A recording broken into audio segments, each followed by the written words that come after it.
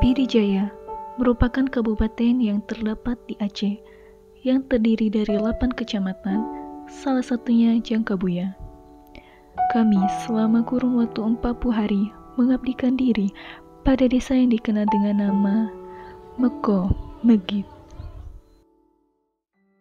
Meko Megit sendiri memiliki luas tanah 47.736 meter persegi dan merupakan desa terkecil dari 18 desa di Kecamatan Jangkabuya.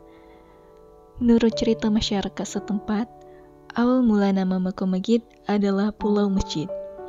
Setelah terjadinya perpindahan masjid ke desa tetangga, yaitu Kirandaya, nama desa berubah menjadi Pulau Megit.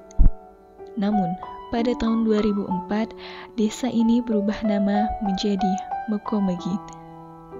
Meko Megit memiliki bentuk topografi hamparan, di mana kondisi bidang tanah tampak datar, rata, dan membentang. Secara geografis, wilayah Gampung Meko Megit terletak di daerah dataran rendah.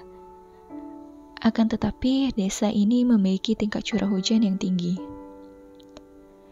Desa Meko Megit secara garis besar terdiri dari wilayah pertanian. 60% lahan di desa Meko Megit merupakan persawahan milik warga.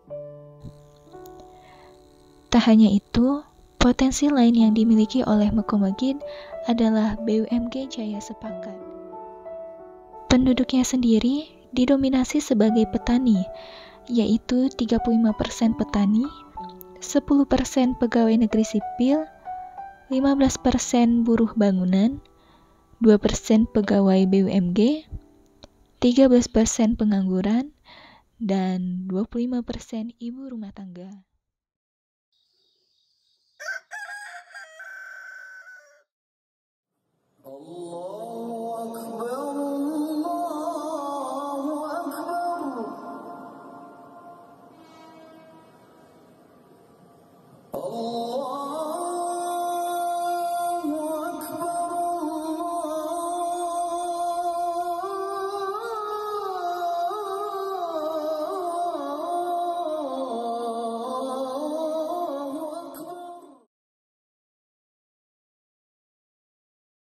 Meko Megit terkenal dengan budaya Islamnya, karena di kampung ini berbatasan langsung dengan beberapa pesantren di Pidijaya. Selain itu, masyarakat di Meko Megit terbiasa melakukan pengajian rutinan setiap minggu. Untuk sarana ibadah sendiri, Meko Megit mempunyai 2 unit tempat ibadah, 1 unit madrasah kampung, 1 unit tempat pengajian. Selain sarana ibadah, Kampung Meko Megit mempunyai sarana umum lainnya, seperti 1 unit polindes, 1 daya, 1 TPA, 1 TK, dan 1 PAUD. Hal yang menarik dari Kampung Meko Megit sendiri adalah terdapat 2 makam ulama Aceh, yaitu Tengku Cidi Kuala dan Tengku Cidi Rehat, yang terletak di antara pemukiman warga. Kami melakukan survei langsung ke lapangan untuk melihat kondisi makam tersebut.